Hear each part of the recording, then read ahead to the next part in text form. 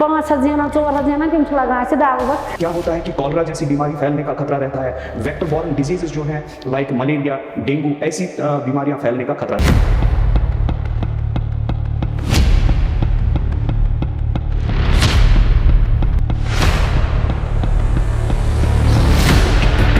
अस्सलाम वालेकुम दोस्तों, मैं हूं खुर्रम मीर। सोचो आप लाल चौक से हजरत बल तक जा रहे हो और 55 गार्बेज ट्रक्स की कंटिन्यूअस लाइन बनेगी।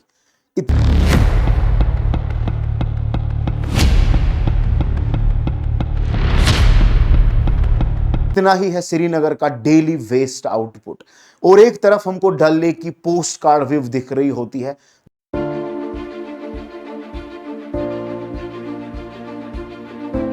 दूसरी तरफ अचन सईदापुरा से इसी डंपिंग साइट का उठता हुआ बदबू का तूफान।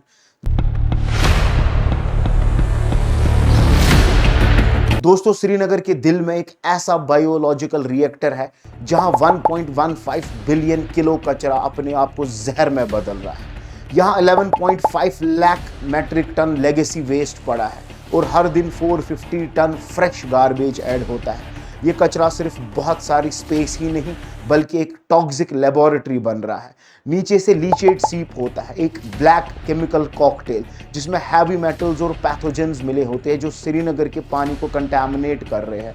ऊपर से मीथेन, कार्बन डाइऑक्साइड और कार्सिनोजेनिक डाइऑक्सिन्स निकल रहे हैं। एक इनविजिबल गैस चैम्बर जो हम सब सांस के थ्रू अंदर ले रहे हैं और इसी वजह से आसपास के इलाके के लोग रेस्पिरेटरी डिजीजेस, स्किन इन्फेक्शंस और गैस्ट्रो प्रॉब्लम्स का लाइव एक्सपेरिमेंट बन गए हैं।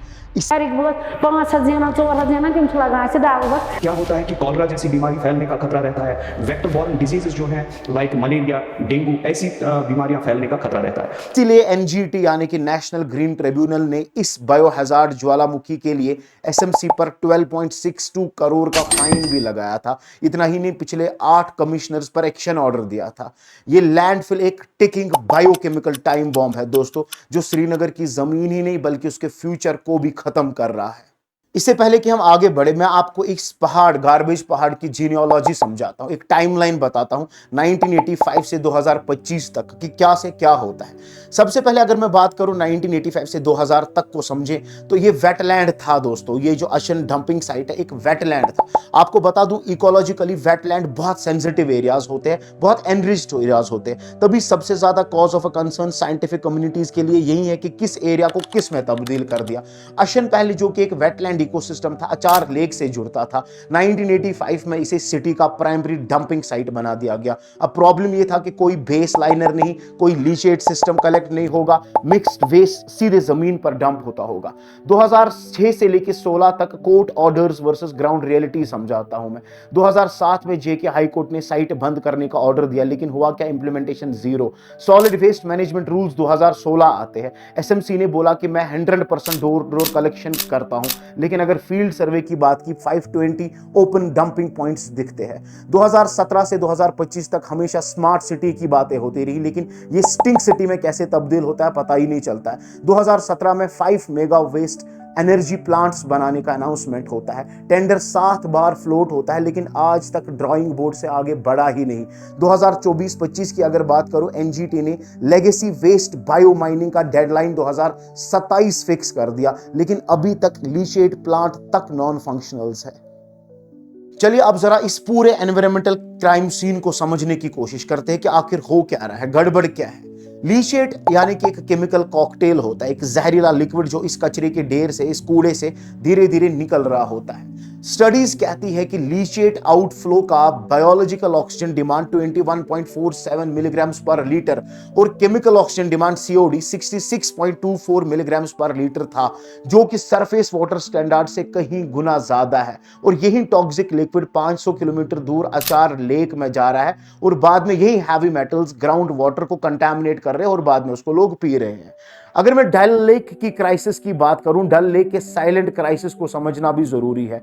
58 हैमलेट्स और 15 ड्रेन्स का untreated sewage plus house boats का 9000 मेट्रिक टन एनुअल वेस्ट डल लेक में जा रहा है। Lake has shrunk from 24 square kilometers to just 11.5 square kilometers।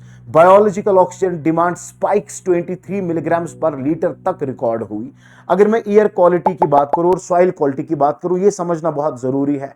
Landfill से कुछ सेंटर्स लिए गए सॉइल सैंपल्स के, जिनमें पता चला लेड 85 मिलीग्राम पर केजी और कैडमियम 4.5 मिलीग्राम तक रिकॉर्ड हुई है। ये दोनों वैल्यूज FAO के सेफ लिमिट्स क्रॉस करती है। मतलब सॉइल अब एग्रीकल्चर और एनवायरनमेंट दोनों के लिए अनसेफ हो गई है। इसे हेल्थ पर क्या असर पड़ता है जरा सुनिए। लेड अगर ज्यादा हो तो बच्चों के ब्रेन डेवलपमेंट पर असर पड़ता है। कैडमियम किडनी डैमेज करता है, बोन्स को वीक करता है और इवन कैंसर भी कर देता है। इतना ही नहीं, जरा लैंडफिल से एक बदबू आने की प्रॉब्लम है, कैसी है उसको भी समझते हैं। गर्मियों के महीनों में क्या होता है, लैंडफिल के अंदर कचरा ऑक्सीजन के बिना डिकम्पोज होने लगता है, जिसे एनारोबिक डिकम्पोजिशन कहते हैं। इसी प्रोसेस से मीथेन, हाइड्रोजन सल्फाइड और अमोनिया जैसी गैसेस निकलती है और यही गैसेस 7 से 8 किलोमीटर तक बदबू फैलाती है, जिससे वहां के लोग बहुत परेशान और अनकंफर्टेबल हमेशा रहते हैं। हेल्थ एंड सोशल फॉलआउट को थोड़ा और डिटेल में समझते हैं। स्ट्रे डॉग्स का तो हम सबको पता ही है, ये गार्बेज फेड आर्मी समझो आप। श्रीनगर में स्ट्रे डॉग्स यानी कि आवारा कुत्तों की पॉपुलेशन 91,000 प्लस एस्टिमेट की गई है। गार्बेज एंड पोल्ट्री तो इनका बूफे होता है। SMHS हॉस्पिटल की बात अगर करूं तो लास्ट डिकेड में 58,000 plus dog bited cases treat किए, जिसमें सिर्फ 40% विक्टिम्स बचाए गए। डिजीजेस एंड वाटर कंटामिनेशन को अगर समझते हैं, लैंड फिल के पास जो ग्राउंड वाटर सैंपल्स टेस्ट किए गए, उनमें एक शॉकिंग चीज सामने आती है। वेल्स के पानी की इलेक्ट्रिकल कंडक्टिविटी 3 ds पर मीटर रिकॉर्ड हुई, मतलब WHO की सेफ लिमिट से डबल।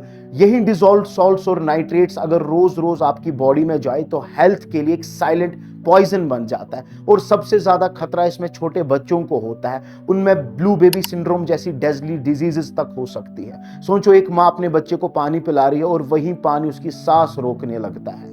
सिर्फ जमीन के नीचे का पानी नहीं, श्रीनगर का दिल यानी डल लेक भी पोल्यूशन के प्रेशर में घुट रहा है। पोल्यूटेड पॉकेट्स में faecal coliform dangerously high record हुआ है, मतलब पानी लिटरली सीवेज के बराबर गंदा हो चुका है। इसका असर एनवायरनमेंट तक ही सीमित नहीं है दोस्तों। टूरिज्म इकोनॉमी की अगर बात करिए, उसको भी बड़ा झटका लगता है। अगल बगल के हाउस बोट बुकिंग्स में 30% डिक्लाइन हुआ है बुकिंग्स में। और ये शिकारा वाला जो पूरे दिन टूरिस्ट का इंतजार करता रहता है, शाम को खाली हाथ इसको घर लौटना पड़ता है। यानी कि ये क्राइसिस सिर्फ एनवायरनमेंट तक नहीं लिमिटेड है, बल्कि अपनी हेल्थ, अपनी रोजी रोटी और अपने फ्यूचर का भी दर्दनाक हिसाब हमको दे रही है। चलिए अब पॉलिटिकल एंड लीगल ड्रामा समझाता हूं। इस गार्बेज क्राइसिस का सबसे बड़ा खेल जो है वो कोर्ट रूम्स में खेला गया। नेशनल ग्रीन ट्रिब्यूनल ने श्रीनगर म्युनिसिपल कॉर्पोरेशन यानी SMC पर 12.62 करोड़ का फाइन भी ठोका और पिछले 8 कमिश्नर्स को एनवायरनमेंट प्रोटेक्शन एक्ट के तहत पर्सनली चालान भी किया। Jammu Kashmir pollution control board ने खुलासा किया कि श्रीनगर में 1800 दिन तक लगातार वायलेशन होता रहा। हर दिन का एनवायरमेंटल डैमेज कैलकुलेट करके ही ये पेनल्टी बनाई गई, मतलब 5 साल तक का कंटिन्यूअस क्राइम रिकॉर्ड। और जब कोर्ट ने पूछा इसका हल क्या है, SMC ने एक 4 फेज एक्शन प्लान फाइल कर दिया। पहला कि लीचेट ट्रीटमेंट प्लांट रिवाइव करना, ताकि लैंडफिल से निकलने वाला काला जहरीला लिक्विड ग्राउंड में ना घुसे। दूसरा, 300 ton per day refuse derived fuel unit बनाना, मतलब रोज का ड्राई वेस्ट जैसे प्लास्टिक, कपड़ा, पेपर, इनका फ्यूल बना के सीमेंट फैक्ट्रीज और पावर प्लांट्स को दे देंगे। 495 टन का डे बायोगैस फैसिलिटी बनाएंगे, यानी सारा ऑर्गेनिक कचरा, खाना, सब्जी का वेस्ट गैस में बदलकर एनर्जी बनानी थी। और फाइनली ये बोला गया कि पूरे वेस्ट सिस्टम को सो कॉल्ड साइंटिफिक ट्रैक पर ला देंगे। लेकिन असली हकीकत सुन लो दोस्तों, ग्राउंड पर आज तक एक बेलचा तक नहीं चलाया गया। अब मैं आपको बताता हूं व्हाई वेस्ट टू एनर्जी एक अच्छा सोल्यूशन नहीं है। अक्सर सुनी सुनाई बातें ये होती है कि सोल्यूशन ये है कि वेस्ट टू एनर्जी प्लांट्स बनाए जाए, यानी कि कचरे से बिजली पैदा कर देंगे। लेकिन असल में ये एक ग्रीन वॉशिंग का झांसा है दोस्तों। सोचिए, इंडिया के 14 वेस्ट टू एनर्जी प्लांट्स में से आधे ऑलरेडी बंद हो चुके हैं। क्यों? क्योंकि हमारा वेस्ट अलग अलग सोर्स पे सेग्रीगेटेड ही नहीं होता है। और जब कचरा सेग्रीगेटेड नहीं होता है तो उसका कैलोरीफिक वैल्यू यानी उसमें एनर्जी बनाने की कैपेसिटी बहुत कम रहती है। और श्रीनगर के वेस्ट की अगर बात करूं तो ये तो 60% ऑर्गेनिक है, यानी सब्जियों से, किचन वेस्ट से, से, गीले कचरे से भरा होता है। मतलब इसमें मॉइस्चर इतना ज़्यादा होता है कि आप इसे जलाने लगे तो बिजली कम बनती है और जहर ज़्यादा पैदा हो जाता है।